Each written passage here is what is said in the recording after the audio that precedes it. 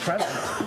Like a $50 bill. All right, we're going to call the meeting to order. Will the clerk please note those in attendance? Be noted. Thank you. Will you please join me in the Pledge of Allegiance? I pledge allegiance to the flag of the United States of America and to the republic for which it stands, one nation under God, indivisible, with liberty and justice for all. All right, I trust everyone's had a chance to review the minutes from the regular city council meeting on January 9th. If so, I'd entertain a motion to approve the minutes. So moved. Do I have a second? Motion a second. All those in favor say aye. Aye. Any opposed? Motion carries. Minutes are approved. Minutes from the city council work session on January 16th. Do I have a motion to approve those minutes? Second. A motion a second. All those in favor say aye. Aye. Any opposed? Motion Abstain. carries. One abstention. Item 3, adoption of the agenda. Any changes, corrections, amendments to the agenda? Seeing none, I'd entertain a motion to adopt the agenda. So moved. Second. Motion is second. All those in favor say aye. Aye. Any opposed? Motion carries. Item 4, consent agenda. Entertain a motion to approve the consent agenda. So moved. Second. The motion is second. All those in favor say aye. Aye. Any opposed? Motion carries. All right. Item 5, visitors and presentations. We have a quarterly finance department report. Ms. Kinsvater, whenever you're ready. Good evening, Mr. Mayor and members of the council.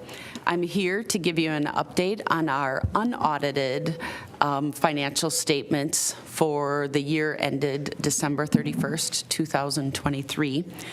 I have some bullet points of things that I'm going to be going through, but first I want to start out and say that they are unaudited, and so as we're going through these, when we look at the numbers, we're still in the process of recording receivables, our payable invoices are coming in, there are entries that we haven't done yet, allocating interest to all of the funds, so this is really a work in progress, so it's hard to we can see the trends of where things are going, but there's not specific numbers that I can kind of talk about right now.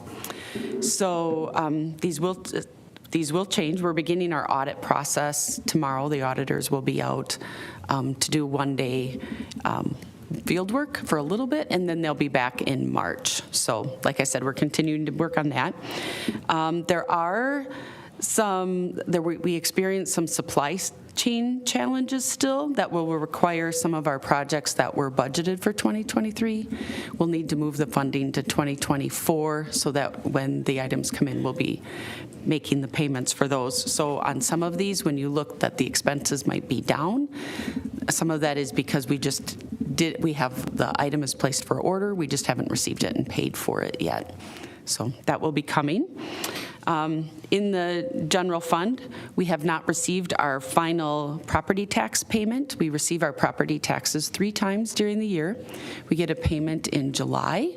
That's for what was collected in May.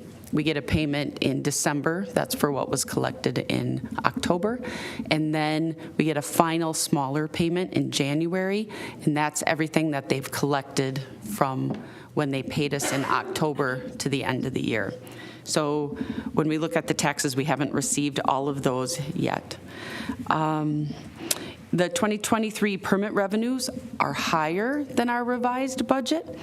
So that has been a theme over the last couple of years. We've had the school district projects that have been going on that completely wrapped up this year. So we had budgeted in previous years for the projects, some of those got moved out, so that's why we didn't have any amounts budgeted in 2023, but did receive revenues for the project fees in 2023. There were fees for the apartment project that's at 3600 Hoffman Road. We had budgeted for some of those. We budgeted for the large parts. We had the building department go back and calculate what they would be, but they didn't calculate out all to the HVAC and the electrical and things like that. So that was a little over budget. And then we did have 6, as I was going through information from the building department preparing for this presentation, there were 6 new homes that were built that had values of over $450,000, which resulted in the fee revenues being higher too as we look at the fees that come in. So there were over $50,000 of fees that came in for those 6 new homes that ranged. There was one that was just under $1 million, and there was one that was $450,000. So they were in that range. When we look at the Sports Center revenues have accounts receivable items that will still be yet to be recorded. So the final revenue, when you look at that, will be close to the budget. In the Economic Development Fund, the 2023 revenues are higher than the budget amount because we had our TIFT district number 25 that we decertified. We had received some tax increment funds, so we had to return them when the district was recertified or decertified. We had to return the funds, and then they distributed that out. So there is $353,000 in excess tax increment, so that is now not tax increment. So those funds are always put in the Economic Development Fund. So that's why that one is higher. In our recycling fund, we talk about this every quarter. We kind of watch where the recycling processing costs are. The recycling market continues to be in a down cycle. So our agreement with the recycling processing organization is that when they sell our recyclables, that the money that they receive that's above what it costs to process it, they give back to us. So when the market is on the upswing, then we're making money from the sales of those recycling products. With it being down, they are not collecting enough revenue to offset the processing fees, and so then we are needing to make payments. So it started going down in 2022, and the market was down all in 2023. I don't have the specifics with me, but it's not that one specific product is down. They kind of vary on which one is up and down. But we did, as I look back in 2023, it cost us $51,600 to pay for the recycling fees. But we can go back to previous years, and we've collected over that amount in revenues because of the sales being high. So the council in the past has decided we set a recycling processing fee, just a minimal amount on utility bills to help cover these costs. It's been something that when the market is high, we take the fee off. When the market is low, we add that back on. And it's usually in a reactive form. So when we built the 2023 budget in 2022, the market was high, and so we did not have a fee that were put on people's accounts for 2023. However, since 2023, the market was down. We've added that small fee in the fee schedule, and it's $1.50 a quarter that will be added to utility bills. So that will help collect money to offset these processing costs until the sales of the recyclables go back up. So those were the final thoughts that I had about the finance report that was in there. The second report that is part of my presentation looks at the License Bureau. And our License Bureau, it's very active. The total number of transactions for 2023 are higher than in 2022. Much of that is because Maplewood closed their DMV in the springtime, and they referred their customers to us. So our transactions in 2023 for the year, our total transactions, so this would be motor vehicle transactions and driver's license, DNR, game and fish. Our total transactions were 85,994. And comparing that to 2022, we processed 78,575 transactions. So as we look at that, the higher transactions brings in more revenues, which is exciting to support the fund. And the department will see our revenues are higher when we look at the revenues coming in right now, higher than budget. And that is exciting, those extra transactions, and then with the state implementing the new fees as of October 1st, that helped with those. So we had budgeted for some of those revenues to come in, but hard to budget when you don't know the exact number of transactions. So with that, I am available for any questions. Thank you, Ms. Kinsvater. A couple quick questions. Is the recycling fee of $1.50 a quarter, is that the same for residential and commercial? So just put on every invoice? Mr. Mayor, members of the council, it's just on the residential bills for the garbage because we handle the residential and then it's up to 4 living units. The larger commercial and then the apartment complexes, they have their own, they create their own contract with a hauler. They don't have the city. Okay. So just residential.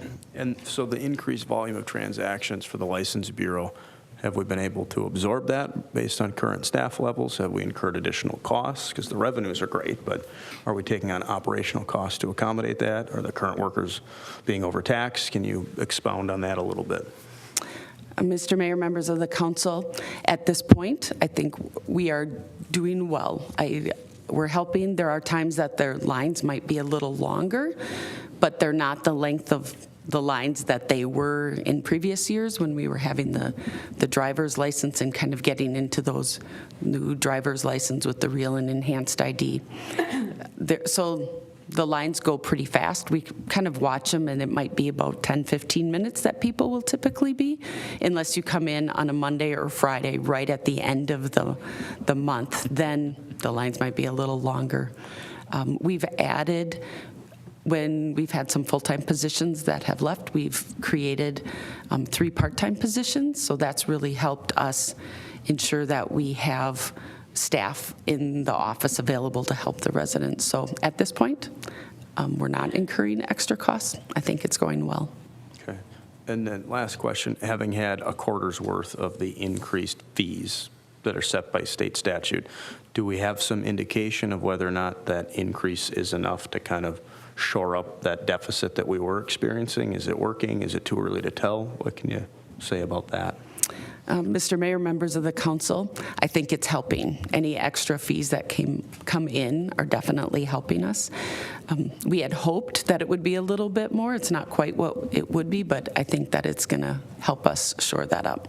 Okay. So it's fair to say at the end of 2024, once we've got a full 12 months under our belt, we'll know if that fee increase really righted the ship, and if not, then we can have that conversation about whether or not Exactly. looking for more fees. Okay. Thank you. Council, any questions for Ms. Kinsvater? Councilmember Edbert. Thank you, Mr. Mayor. Ms. Kinsvater, just looking at that, playing off the question that the mayor just asked, looking at the last quarter, our revenues in the License Bureau are right about $80,000 a month. Now, I'm going to guess that they were not $80,000 a month earlier this year, but and I fully expect that there are seasonal variations. Do you have had any opportunity to project what you think that revenue amount might be on a full-year basis going forward? Where my brain's going is, we captured $857,000 this in the year-to-date for 2023. If we're at 80, that's almost another 100,000 of gross revenues, 80 times 12, 880,000 times 12. And if it's better than 80,000 on a sustained basis, okay, that's clearly good news for us. Do you have any sense of trajectory and margin? Mr. Mayor, members of the council, so when we were working on the budget, we looked at past transactions and then used that to build our budget.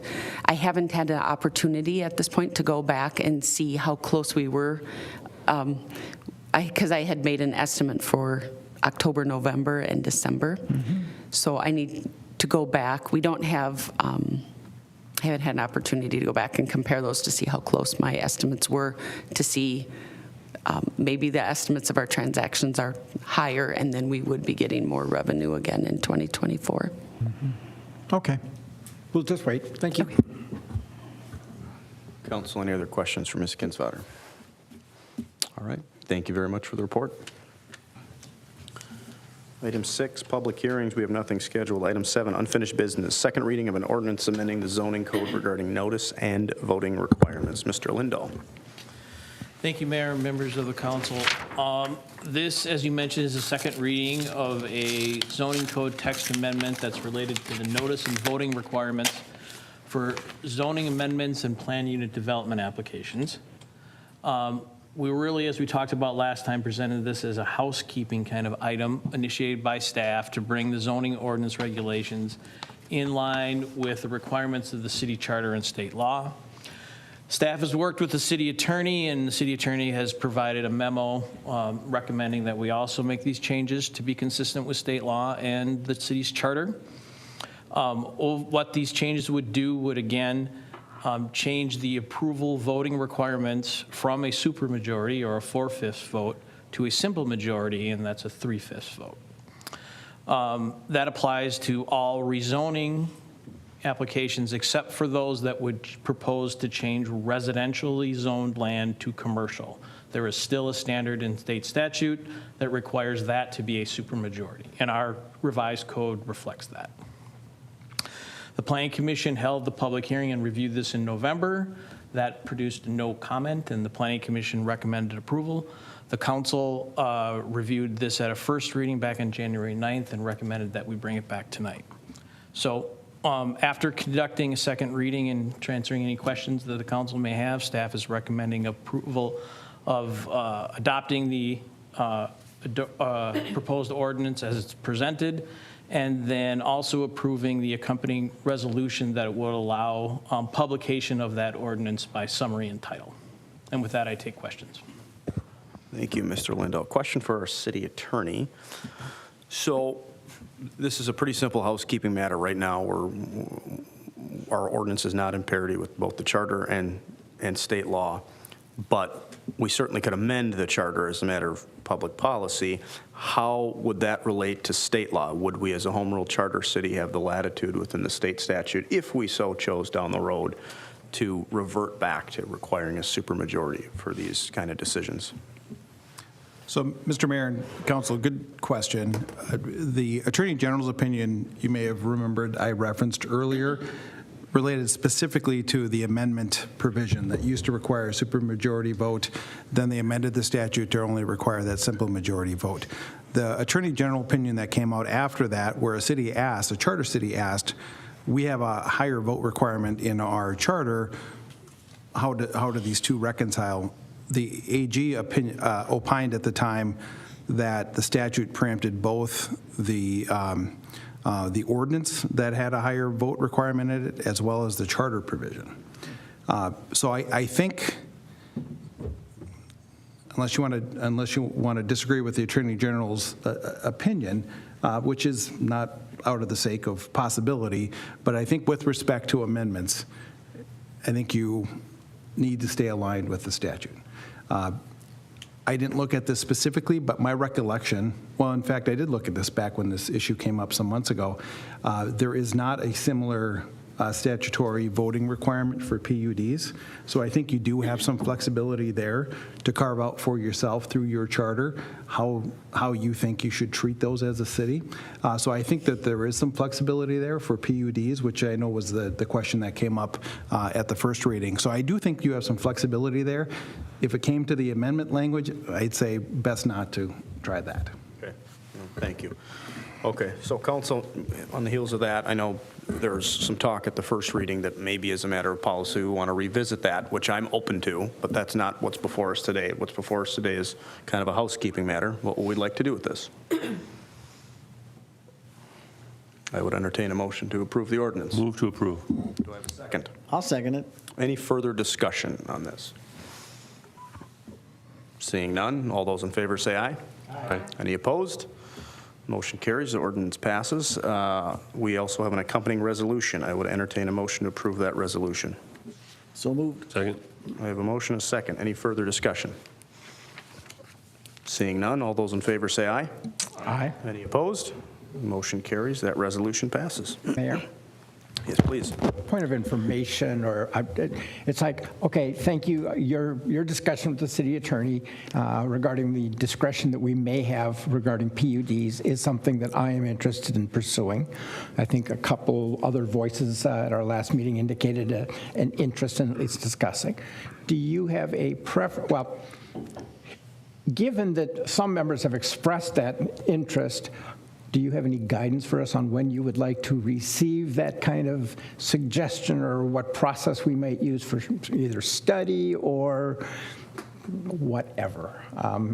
And I don't think we need to do it rapidly, but something sooner rather than later in my mind might be good while it's relatively fresh. Sure. So do you have any guidance or for the council?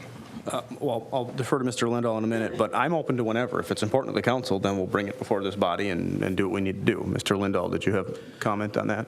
Mayor, members of the council, staff would suggest that we actually have a prime opportunity to have that discussion as part of the zoning ordinance update discussion. Two of the members of the council sit on the advisory committee for that.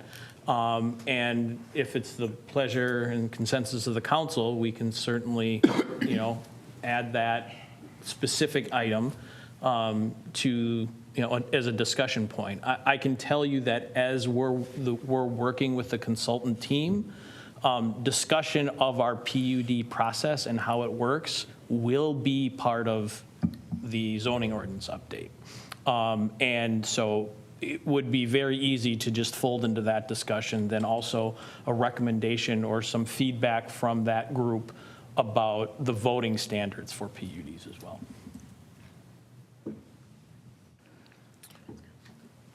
Councilmember Edberg. Thank you, Mayor. So Member Walsh and I are on the zoning committee. My recollection, Mr. Walsh, is that you were open to that discussion as well. Yep. So Mr. Lindahl, would you make plans to incorporate this discussion as part of the zoning? I think that's a great suggestion, and you've got access to the voices that are interested in thinking about that. So do you need further guidance from the council, or are we good to go? No, I think that's pretty clear direction, and we can make sure we add that to our to-do list. Thank you. Okay, and just as a matter of process, if it would indeed require an amendment to the charter, if maybe the city attorney or Mr. Lindahl could refresh my recollection of how this body sends word to the Charter Commission, because we haven't done it during my tenure. I'd like a little primer on that, whether it's tonight or down the road. If the city attorney knows off the top of his head, I'd like to hear it. So, Mr. Mayor and council, I don't know that there's a formal process that I'm aware of. I've been around long enough to see some communications go back and forth. The times I've dealt with this, it's the city indicating that we would like you, our Charter Commission, to consider this, and here's why. And then they have that discussion, but perhaps someone knows a more formal process, but I haven't seen it. Mayor, I would just add, we did ask the Charter Commission to analyze the terms for city attorney, and we did that via a letter from the mayor to the Charter Commission. I think a mayor collectively from maybe the council chair and the mayor could come to the Charter Commission that way. So then it just becomes a question of, for this, I'm happy doing that. I mean, then it's properly before us, because that's the predicate that needs to fall in place. Otherwise, our hands are tied. So if that's something that I'm getting some head nods that we want to do, I'm fine indicating that and starting that process, because that in and of itself can take some time, and just timing it with the zoning code revamp. Is that sufficient? We can get going on that sooner rather than later? To my way of thinking, it's excellent. I think the worst situation that I can picture is that one or more requests for PUD might come in, and they would be, I'm going to guess they would have to be covered under our current 3/5 rule, and then any 4/5 would that might result from conversation and changes down the road would apply to future applications. So we've got a little donut hole here, but it's probably manageable. So. Okay, very good. We'll do that then. All right, item 8A, 2502 County Road E redevelopment grant application on behalf of Element Design Build. Ms. Schimmick, are you taking this? I am. Thank you, Mr. Mayor. Mayor, members of council, I am here tonight. We are requesting council's approval of an application for a grant to the Minnesota Department of Employment and Economic Development Redevelopment Grant Program. That State Department operates a few grant programs that are intended to facilitate the redevelopment of brownfield and contaminated sites. This particular program is intended to incentivize the redevelopment of older blighted industrial, residential, or commercial properties, recognizing that these projects typically have higher costs in development that are specifically related to the redevelopment of the site that a greenfield project would not have. This program was designed by the legislature to bring blighted sites back into productive use, which might not otherwise be attractive investments to developers or communities. The program requirements are that the eligible applicants are cities, counties, port authorities, and other public agencies. Private developers may not apply to this particular program. However, the public entities who are eligible for the program are eligible to apply on behalf of private projects. I'd like to point out that the grant program does require a 50% local match. However, that local match can come from a variety of sources available to the local agency, including from the private developer. In this instance, Element Design Build has approached staff requesting that we apply for this grant application on their behalf, and they would be committing the local match funds. They are not asking the city to contribute any funds to the program. They, based on their financial analysis, anticipate the redevelopment costs for the site to be about $230,000 and are therefore requesting about $115,000 from the state program. The uses that they're looking to offset at the 2502 County Road E include demolition of existing structures, demolition of existing hardscape, city water connection upgrade, city sewer connection upgrade, stormwater piping, biofiltration basin, street curb, apron, and sidewalk replacements, and the Jansen Avenue sidewalk addition. All of these are eligible expenses for the program. This is a competitive program. They offer semi-annual grant applications, typically due on February 1st and August 1st, if I recall correctly. This year, DEED anticipates awarding about $2 million for each round. Staff is recommending that council adopt the attached resolution approving the grant application and authorizing the mayor and city manager to enter into any necessary contracts in regards to the project.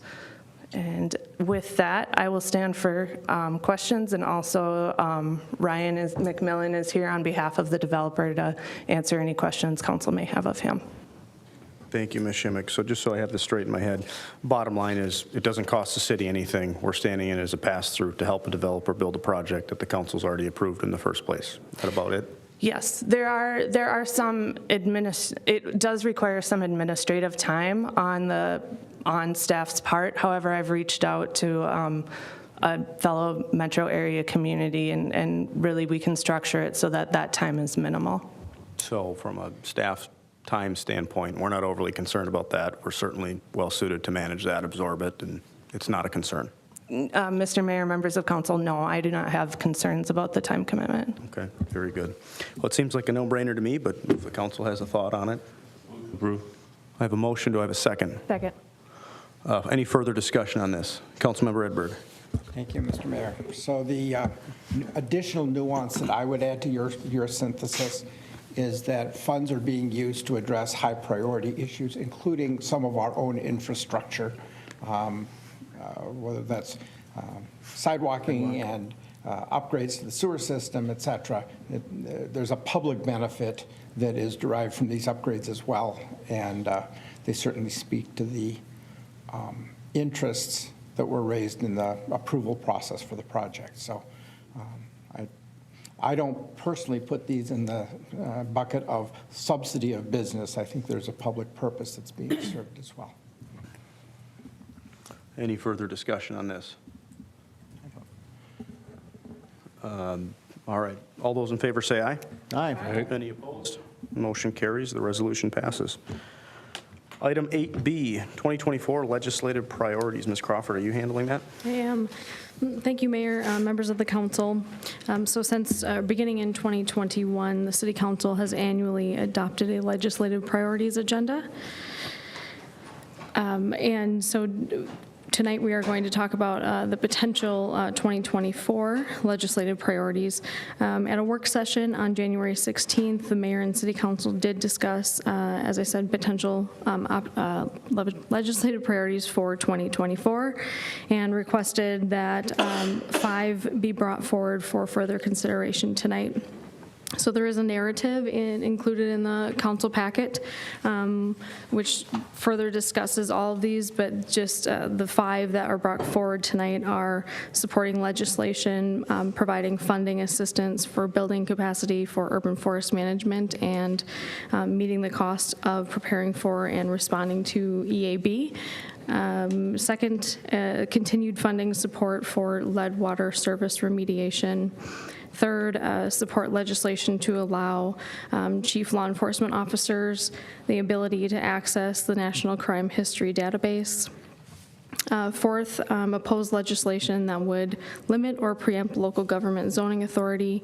And lastly, clarify laws pertaining to the authority of school resource officers that they have in schools. So the city is also a member of the League of Minnesota Cities and Metro Cities, and both organizations also create annual legislative priorities agendas. And the 5 outlined here before you do align with either current or previous League of Minnesota Cities and Metro Cities legislative priorities. Thank you. Thank you, Ms. Crawford. I'll just note for the record, we had a good discussion about this at the last work session. We came to a good legislative agenda and list of priorities, so I have nothing further to add. Council, anything to discuss? Otherwise, I'd entertain a motion to approve the resolution. Councilmember Walsh.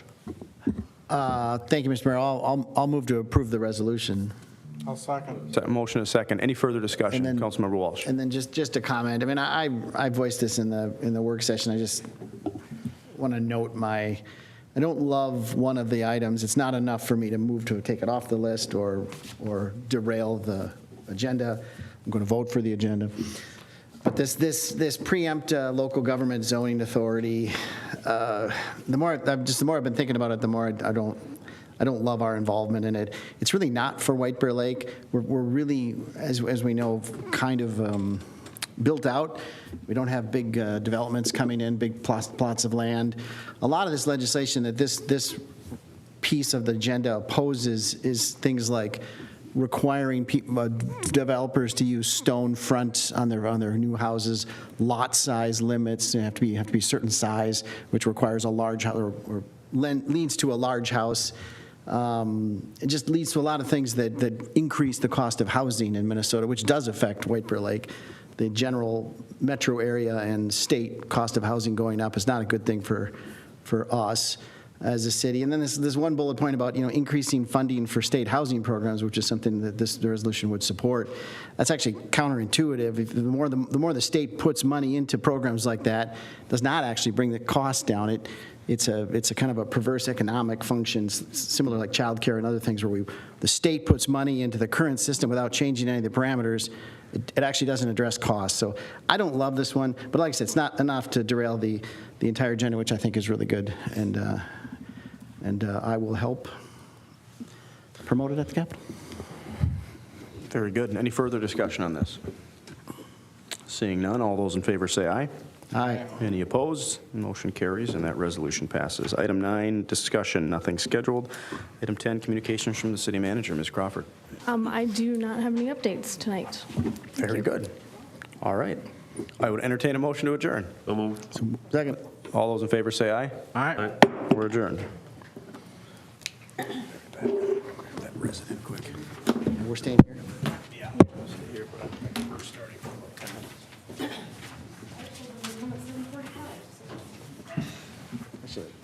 thought of this earlier, but it's not too late. We passed a resolution on the consent agenda tonight that refers to an agreement that the city attorney drew up between us and I should see that agreement. I passed a resolution to approve an agreement. I know I didn't sign it. Yes. I trust you guys. But I really feel like I should see the agreement that I voted to.